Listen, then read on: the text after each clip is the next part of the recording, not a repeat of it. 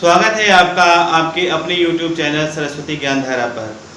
कक्षा 12 की जीव विज्ञान में पुष्पीय पादपों में लैंगिक गिरह चैप्टर चल रहा है। पिछले वीडियो में हमने आपको निषेचन के बारे में बताया था। निषेचन में सबसे पहला जो पॉइंट था, सबसे पहली जो हेडिंग थी वो था पराग कणों का अंकुरण। ये हो गया था आपका।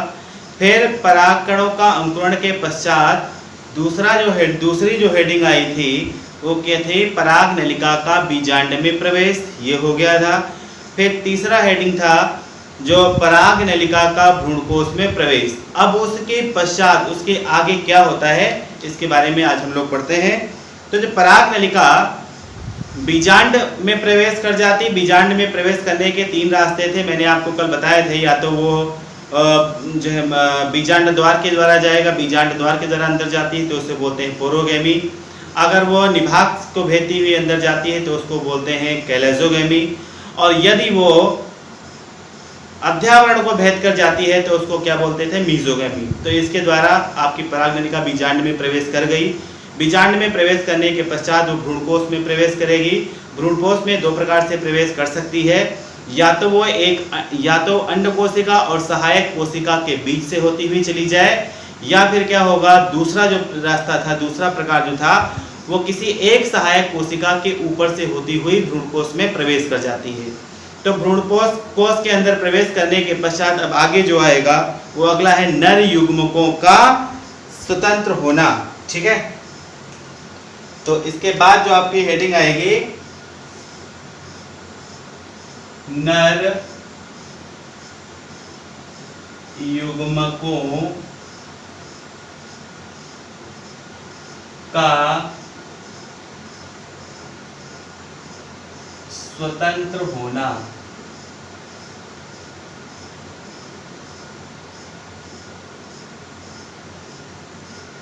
नर युग्मकों का स्वतंत्र होना।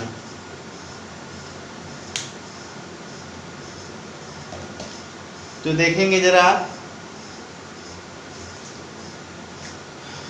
पराग नली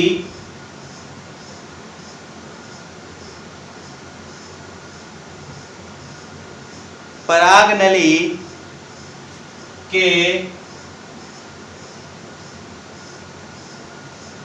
भ्रूणकोश में, पराग नली के भ्रूणकोश में प्रवेश करने के पश्चात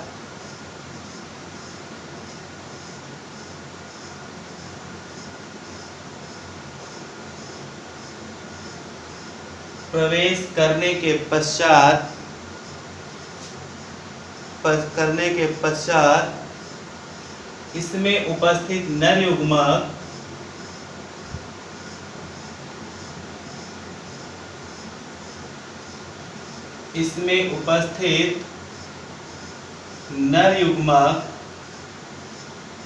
अच्छा, कल हमने आपको बताया था कि जब परागकण का वर्तिकाग्र पे जब अंकुरण हो रहा होता है, ठीक उसी समय जो परागकण का जो केंद्रक होता है वो विभाजित होकर 2 कोशिकाओं का निर्माण करता है। पहली जो कोशिका होती है उसे बड़ी कोशिका, उसे कायिक कोशिका कहते हैं, और दूसरी छोटी कोशिका जो होती है वो जनन कोशिका कहलाती है। यही जनन कोशिका आगे चलकर पराग नलिका में आ जाती है, और पराग नलिका में आकर ये समसूत्री विभाजन द्वारा 2 नर युग्मकों का निर्माण करती है। ये दोनों नर युग्मक कहाँ होते हैं, पराग कण के पराग नलिका में होते हैं। और ये पराग नलिका आपको पता है कि पहले बीजांड में और फिर भ्रूणकोश में प्रवेश कर चुकी है। तो उस भ्रूणकोश में प्रवेश कर गई है, तो ये नर युग्मक अब कैसे मुक्त होंगे उसके अंदर, यही इस हेडिंग के अंतर्गत हम लोग पढ़ रहे हैं। ठीक है, तो पराग नली के भ्रूणकोश में प्रवेश करने के पश्चात इसमें उपस्थित नर युग्मक निम्न में से किसी एक विधि द्वारा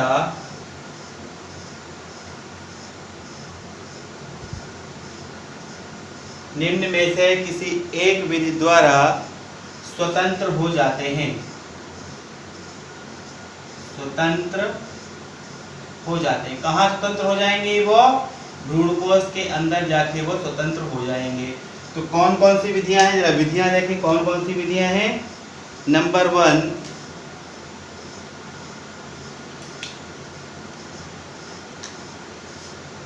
पहला क्या है, कंडीशन क्या है, कह रहे पराग नली के अग्र सिरे पर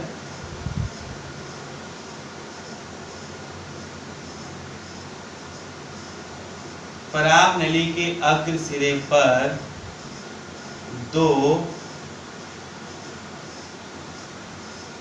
पराग नली के अग्र सिरे पर 2 छिद्र बन जाते हैं।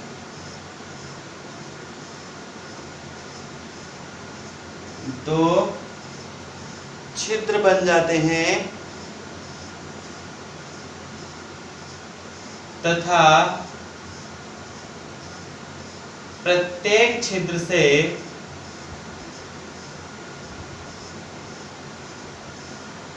एक नरयुग्मक, भाई 2 छिद्र बने हैं और 2 ही आपके उसमें नरयुग्मक होते हैं। प्रत्येक छिद्र से एक नरयुग्मक स्वतंत्र हो जाता है, स्वतंत्र हो जाता है। ठीक है, मान लिया कि ये अगर देखें आप तो इस प्रकार से पराग नलिका कल आपको बताई थी, ये पराग नलिका बन गई। इस पराग नलिका में ही आपके 2 नरयुग्मक हैं। क्या होगा, इस पराग नलिका के अग्र सिरे से कह रहे हैं क्या, 2 छिद्र बन जाएंगे। एक मान लो छिद्र ये है और एक छिद्र ये है। इन्हीं दोनों छिद्रों के द्वारा ये नरयुग्मक बाहर आके निकल जाएंगे। बाहर निकलने का मतलब क्या है, ये भ्रूण कोश में जाके ये मुक्त हो जाएंगे। क्लियर।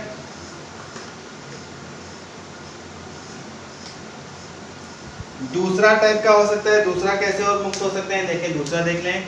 नंबर 2,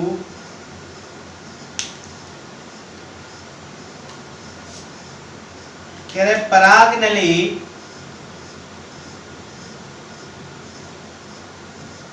नली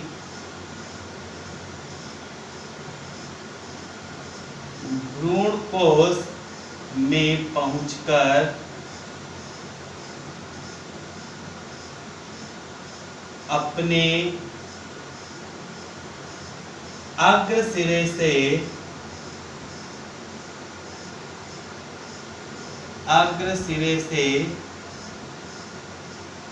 विघटित हो जाती है। अग्र सिरे से विघटित हो जाती है और दोनों नरयुग्मक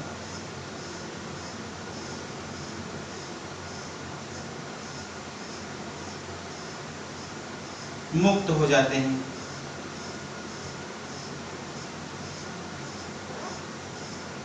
दोनों नरयुग्मक मुक्त हो जाते हैं। पराग नलिका जैसे ही भ्रूणकोश में प्रवेश करेगी, उसका अग्रभाग देख लें, इसको भी समझ लें कि ये पराग नलिका जो मान लीजिए है ये आपका, और इसमें 2 नरयुग्मक थे। जैसे ये भ्रूणकोश में प्रवेश करेगी, इसके आगे का भाग क्या हो जाएगा, विघटित हो जाएगा। और विघटित हो जाएगा तो दोनों नरयुग्मक जो है क्या होगा कि उस भ्रूणकोश में जाके मुक्त हो जाएंगे, स्वतंत्र हो जाएंगे। क्लियर। तीसरा देखेंगे और क्या विधि हो सकती है और कैसे मुक्त हो सकते हैं वो।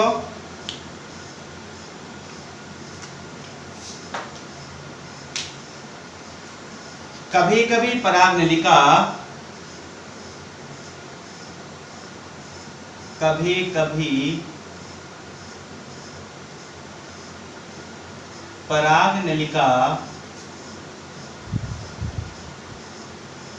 अपने अग्रभाग से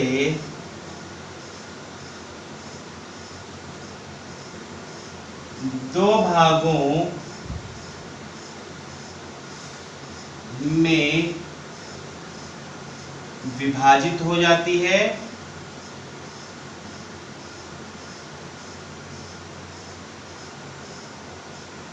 दो भागों में विभाजित हो जाती है,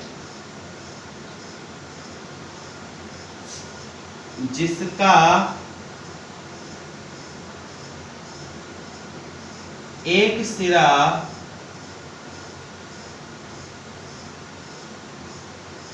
अंड उपकरण की ओर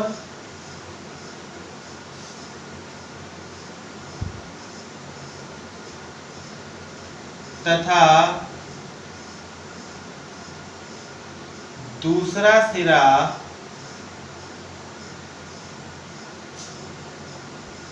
द्वितीयक केंद्रक क्या जो बीच में था, जिसको बताया था पोलर न्यूक्लियाई, वो आपस में जो संलयित हो जाती है तो द्वितीयक केंद्रक बनता है। द्वितीयक केंद्रक की ओर होता है।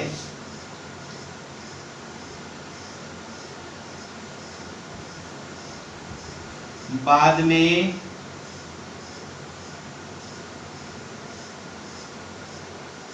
इन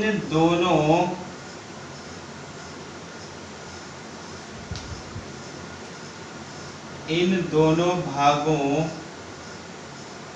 के सिरे विघटित हो जाते हैं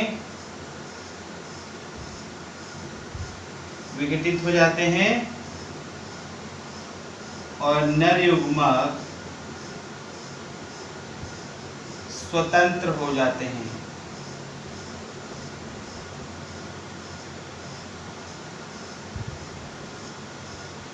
ठीक है, इसमें क्या है, कह रहे हैं कि जो पराग नलिका है, ये पहले पराग नलिका थी, ये आपका भ्रूणपोष में जाके प्रवेश कर गए। और भ्रूणपोष में जब प्रवेश कर जाएगी तो क्या होगा, ये आगे से दो भागों में डिवाइड हो जाएगी। ये इस तरीके से आगे से दो भागों में विभाजित हो जाएगी। एक नरयुग्मक इसमें चला जाएगा, एक नरयुग्मक इसमें चला जाएगा। एक इसका सिरा कहाँ होगा, अंडोपकरण की ओर, और एक सिरा कहाँ होगा, द्वितीयक केंद्रक की ओर। बाद में क्या होगा, इनके अग्र सिरे क्या हो जाएंगे, विघटित हो जाएंगे और ये दोनों नरयुग्मक भ्रूणकोश में जाके मुक्त हो जाएंगे, यानी कि स्वतंत्र हो जाएंगे। क्लियर? तो अब आपके बीजांड में प्रवेश हो गया, भ्रूणकोश में प्रवेश हो गया, आपके दोनों नरयुग्मक भ्रूणकोश में जाके मुक्त हो गए हैं। अब क्या बचा है, अब निषेचन होने वाला है। और कौन सा निषेचन होगा, द्विनिषेचन।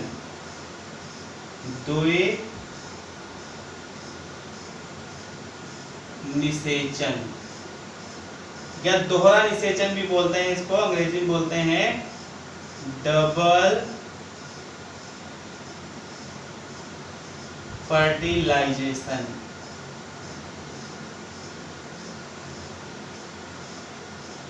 Double fertilization, double fertilization. Clear?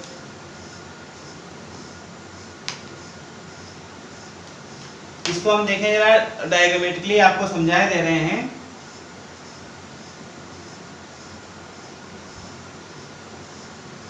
ये आपका बीजांड है, बीजांड के बीचों बीच में क्या होता है आपका, यहाँ पे भ्रूणकोश होता है। ठीक है,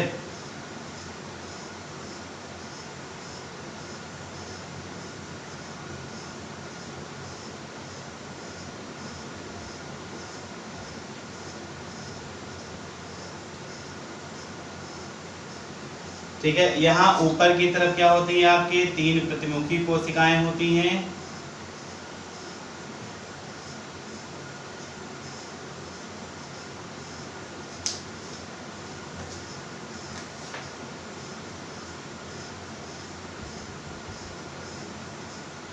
और नीचे की तरफ क्या है, ये अंडोपकरण है। अंडोपकरण में बीच वाली कोशिका जो आपकी है वो कहलाती है अंड कोशिका, और दोनों आई साइड की कोशिकाएं जो क्या कहलाती हैं, सहायक कोशिकाएं। बीच में क्या है आपके जो है पोलर न्यूक्लियाई हैं, ध्रुवित केंद्रिकाएं हैं। ठीक है, क्या हुआ, जब इसके अंदर पराग नलिका प्रवेश कर चुकी, कल कैसे प्रवेश हुई थी हम बता चुके हैं आपको। पराग नलिका प्रवेश हो गई, पराग नलिका प्रवेश होने के पश्चात ठीक है, पराग नलिका आगे से विघटित हो गई, दो नरयुग्मक जाके इसमें मुक्त हो गए। ठीक है, जब दो नरयुग्मक मुक्त हो गए, ठीक उसी समय क्या हुआ, कि यह प्रतिमुखी कोशिकाएं जो थी वो क्या हो जाएंगी, विलुप्त हो जाएंगी। सहायक कोशिकाएं जो हैं वो क्या हो जाएंगी, विलुप्त हो जाएंगी। और दोनों के दोनों जो आपके बीच में दिख रहा था ध्रुवित केंद्रिकाएं, ये आपकी आपस में निषेचित हो जाएंगी और निषेचित हो जाएंगी। ध्यान रखेंगे इसके अंदर की उपस्थित प्रत्येक कोशिका कैसी थी, अगुणित थी यानी n थी। तो दोनों ध्रुवित केंद्रक आपस में मिल गए, क्या बन गया, द्वितीय केंद्रक 2n हो गया। ठीक है, अब क्या होगा कि इसमें से एक नर युग्मक आपका द्वितीय केंद्रक से निषेचित होगा और एक नर युग्मक आपका अंड कोशिका को निषेचित करेगा। ठीक है, तो एक निषेचन आपका ये वाला हो गया और एक निषेचन ये हो गया। वास्तविक निषेचन यही है, जब अंड कोशिका और नर युग्मक या मादा युग्मक और नर युग्मक का निषेचन होता है, मिलन होता है, उसे ही बोलते हैं वास्तविक निषेचन। तो वास्तविक निषेचन यह है, लेकिन है ये भी एक निषेचन। तो निषेचन कितने हो गए, ये 2 निषेचन हो गए, इसीलिए इसे कहते हैं क्या, दोहरा निषेचन बोलते हैं। अच्छा, संलयन कितने हुए, अभी आपने देखा था संलयन का मतलब 2 कोशिकाओं का या 2 केंद्रकों का आपस में मिल जाना, यह कहलाता है आपका संलयन कहलाता है। तो आपने देखा था पहले 2 ध्रुवित केंद्रिकाएं आपस में मिली, संलयन हुआ, एक संलयन, फिर एक संलयन ये हो रहा है, तो कितने हो गए, 2 संलयन, और तीसरा संलयन ये हो गया, तो कितने संलयन हो गया, 3 संलयन। तो ये 3 संलयन और निषेचन कितने हैं, 2। तो इसीलिए इसको बोलते हैं त्रिसंलयन एवं दोहरा निषेचन, double fertilization and triple fusion. त्रिसंलयन एवं द्वि निषेचन इसे कहते हैं। तो आई थिंक आपको थोड़ा ये समझ में आ गया होगा। आप देख लेते हैं इसको।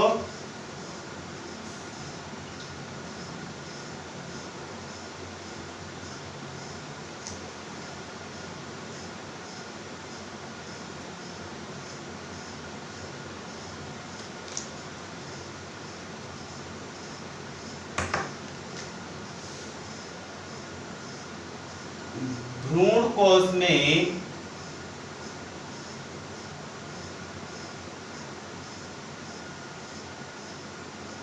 स्वतंत्र होने के पश्चात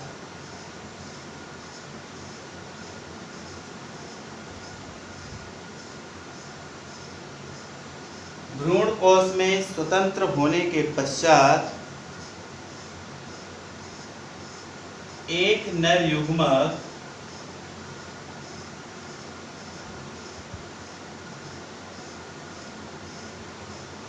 अंड कोशिका से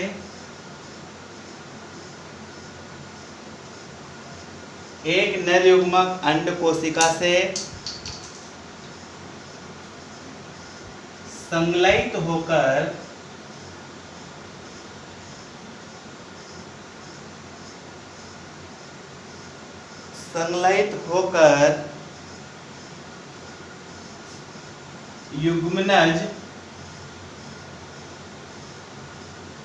युग्मनज बना लेता है। ठीक है, तो ये आपका एक जो नर युग्मक होगा वो मादा युग्मक यानी अंड कोशिका से संलयित हो जाएगा, जिससे क्या होगा, युग्मनज यानी जाइगोट बन जाएगा। इसे सत्य निषेचन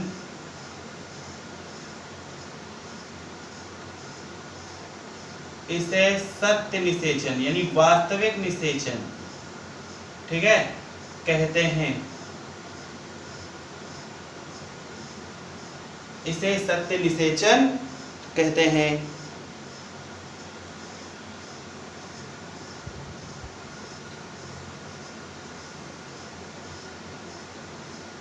सत्य निषेचन कहते हैं। इसमें बना या इसके द्वारा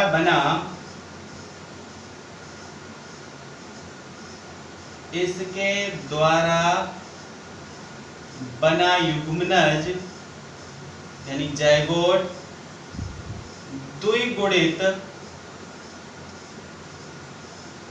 यानी गुणसूत्रों की संख्या द्विगुणित होती है, 2n द्विगुणित होता है।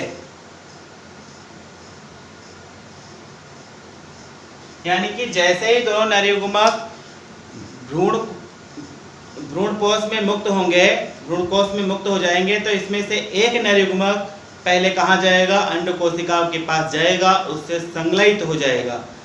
तो नर युग्मक और मादा युग्मक यानी अंड कोशिका का संलयन ही ये वास्तविक निषेचन या सत्य निषेचन कहलाता है। इस निषेचन के द्वारा बना युग्मनज कैसा होता है, द्विगुणित यानी कि 2n होता है। ठीक है, अब दूसरे की बात देखते हैं। दूसरा नर युग्मक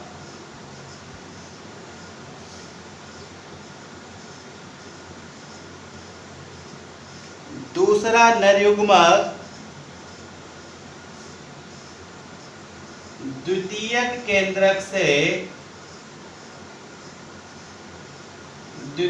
केंद्रक चूंकि पहले ऑलरेडी द्विगुणित था, द्वितीयक केंद्रक से संलयित होकर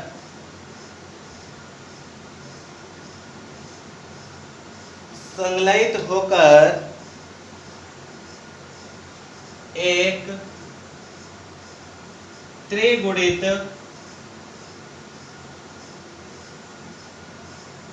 मतलब क्या, 3n, एक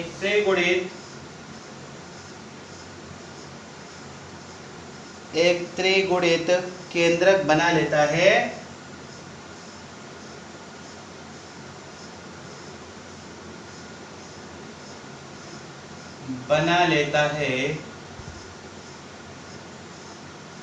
जिसे प्राथमिक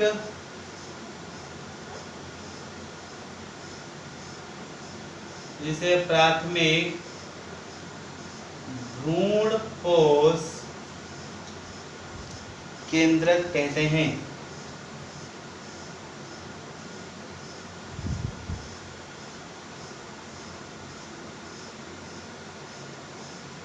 यानी कि दूसरा जो नर युग्मक था वो जाके जो पोलर न्यूक्लियाई थी, आपको बताया कि भ्रूणपोष में अंदर जो ये थी आपकी n और n, ये आपस में मिला के पहले क्या बन जाती, 2n, इसे वो बोलते हैं द्विगुणित केंद्रक या द्वितीयक केंद्रक। इस द्वितीयक केंद्रक से जाके दूसरा वाला आपका नर युग्मक संलयित हो जाएगा, जिससे त्रिगुणित केंद्रक बनता है, और इस त्रिगुणित केंद्रक को बोलते हैं प्राथमिक भ्रूणपोष केंद्रक कहते हैं। ठीक है, यह क्रिया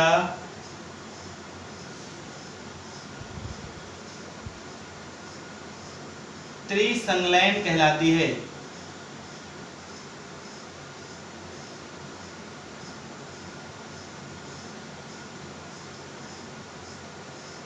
यह क्रिया त्रिसंलयन कहलाती है।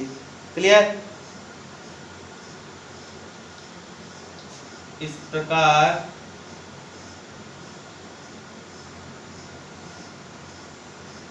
दोनों नर युग्मक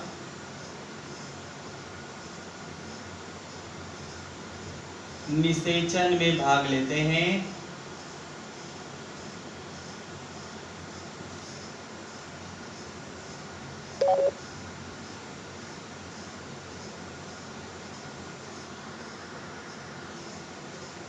निषेचन में भाग लेते हैं,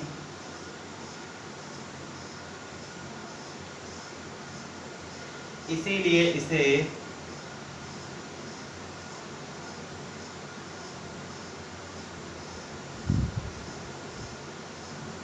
द्विनिषेचन यानी कि डबल फर्टिलाइजेशन कहते हैं। ठीक है, द्विनिषेचन कहते हैं। इसकी खोज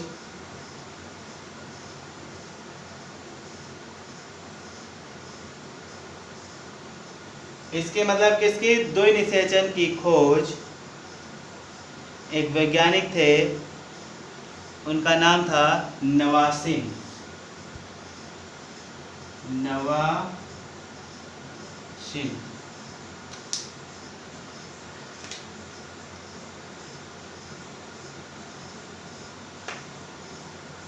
ने की थी।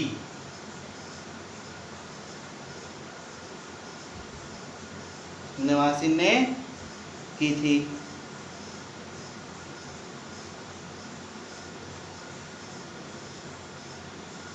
ठीक है, इस निषेचन में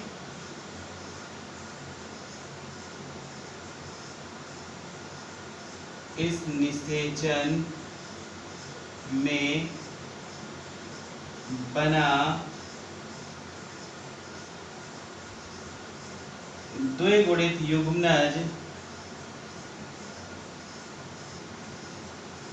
इस निषेचन में बना द्विगुणित युग्मनज भ्रूण का निर्माण करता है। भ्रूण मतलब इम्ब्रियो, भ्रूण का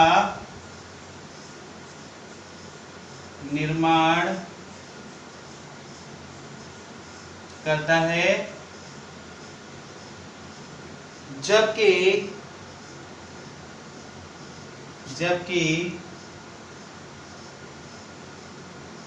प्राथमिक भ्रूण कोष केंद्र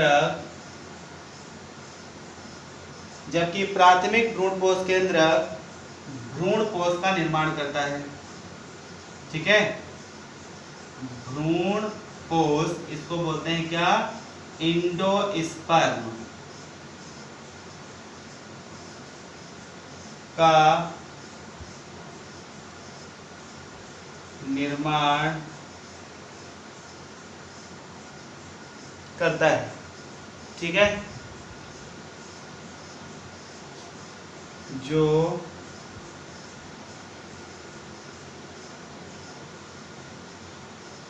विकसित हो रहे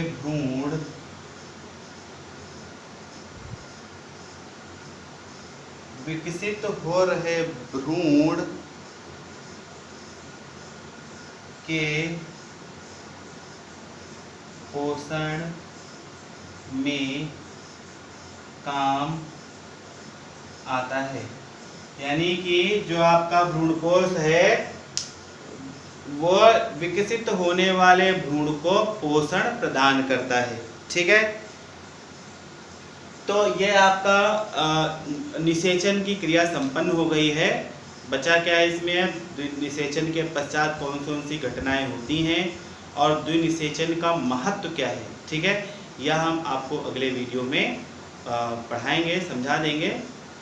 ये वीडियो आज अंत तक देखें, वीडियो को लाइक करेंगे और कमेंट बॉक्स में जाकर यह बताएंगे कि वीडियो आपको समझ में आया कि नहीं आया, वीडियो आपको कैसा लगा। और इस वीडियो को अपने दोस्तों में इसको शेयर करते रहिएगा।